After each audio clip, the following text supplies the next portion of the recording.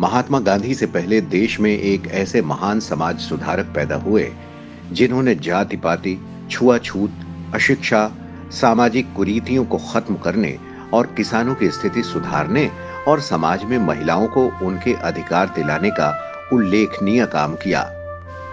19वीं शताब्दी में भारतीय समाज अंधविश्वासी परंपराओं और नवीन विचारों के द्वंद्व में उलझा हुआ था।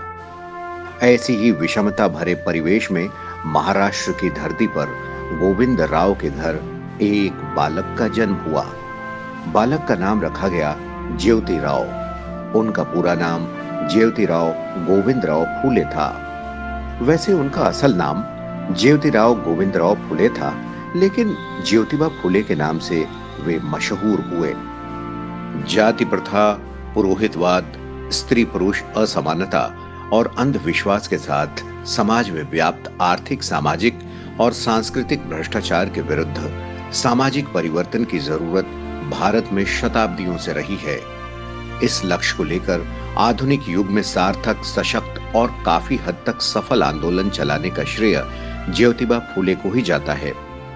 महात्मा फूले भारत में सामाजिक परिवर्तन की लड़ाई के अगुवा हैं। अपने विचारों और कार्यों की बदौलत उन्होंने पिछड़े वंचित समाज को वर्ण व्यवस्था के भेदभावकारी और शोषणकारी चंगुल से आजादी के लिए निर्णायक संघर्ष का नेतृत्व किया। इसके साथ ही उन्होंने देश की पहली महिला शिक्षिका और अपनी पत्नी सावित्रीबाई फूले के साथ मिलकर महिलाओं की मुक्ति के लिए भी प्रयास किया। देश में समाज सुधार आंदोलन पर उनके प्रभावों को इस बात से समझा जा सकता है कि संविधान निर्माता डॉक्टर भीमराव अंबेडकर महात्मा फूले को अपना प्रेरणा स्रोत मानते थे।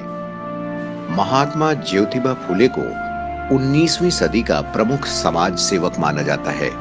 उन्होंने भारतीय समाज में फैली अनेक कुरीतियों को दूर करने के लिए सतत संघर्ष किया।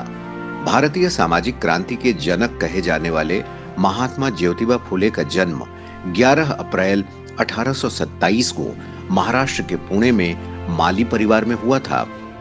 वे एक महान विचारक, कार्यकर्ता, समाज सुधारक, लेखक, दार्शनिक, संपादक और क्रांतिकारी थे। उन्होंने जीवन भर पिछड़ी जाति, महिलाओं और दलितों के उद्धार के लिए काम किया।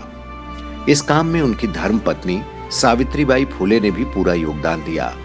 1848 में वो अपने एक मित्र के विवाह में शामिल होने के लिए गए थे।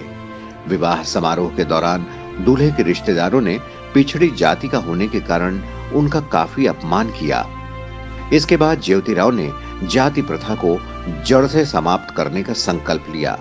उस समय लड़कियों और महिलाओं की दशा अत्यंत शोचनीय थी और उन्हें पढ़ने लिखने की भी अनुमति नहीं थी। अपनी कल्पनाओं और आकांक्षाओं के एक न्याय संगत और एक समाज बनाने के लिए 1848 में ज्योतिबा फूले ने लड़कियों के लिए स्कूल खोला। ये देश का पहला लड़कियों के लिए विद्यालय था। लड़कियों को पढ़ाने के लिए अध्यापिका नहीं मिली तो उन्होंने कुछ दिन खुद ये काम कर अपनी पत्नी सावित्री को इस योग्य बना दिया।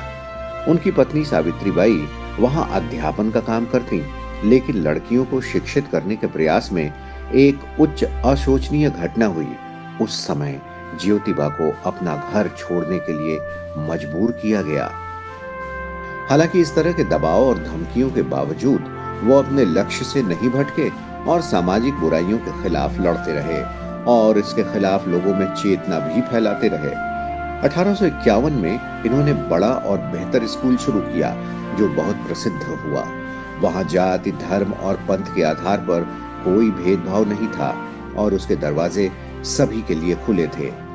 लोगों ने प्रारंभ से ही उनके काम में बाधा डालने की कोशिश की, लेकिन महात्मा फूले आगे बढ़ते ही गए।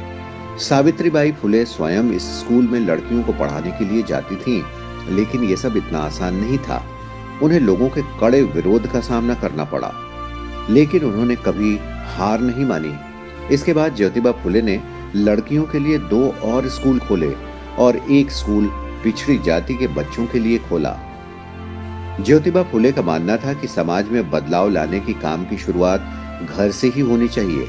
उस समय ऐसा करने की हिम्मत करने वाले वे देश के पहले समाज सुधारक थे। आजीवन वे आस्तिक बने रहे, लेकिन मूर्ति पूजा का विरोध किया। 24 सितंबर 1873 को दलितों और निर्बल वर्ग को न्याय दिलाने के लिए ज्योतिबा फुले ने सत्यशोधक समाज स्थापित किया। वे खुद इसके अध्यक्ष थे और सावित्रीबाई फुले महिला विभाग की प्रमुख। इसी साल उनकी पुस्तक गुलामगिरी का भी प्रकाशन हुआ। 1873 में प्रकाशित ये पुस्तक आज भी समाज में हो रहे भेदभाव पर खरी उतरती है।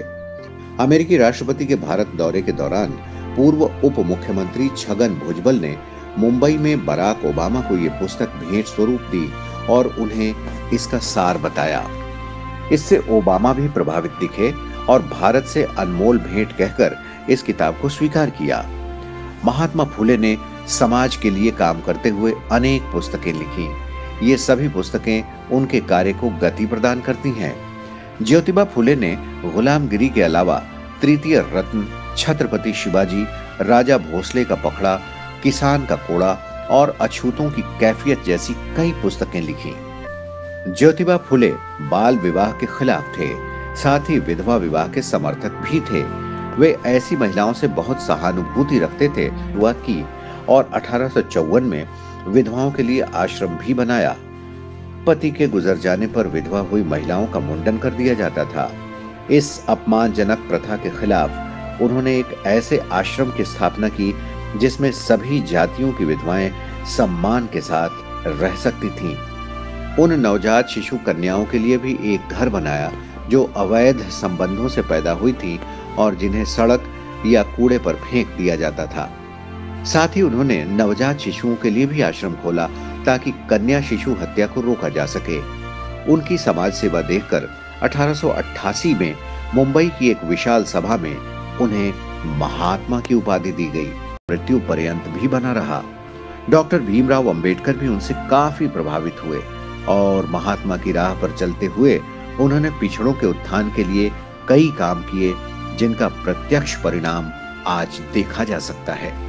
भले ही इस महान विचारक ज्योतिबा फुले को गए 100 साल से अधिक समय बीत गया हो, मगर उनके विचार आज भी प्रासंगिक हैं और राष्ट्र और जीवन को प्रभावित करते हैं।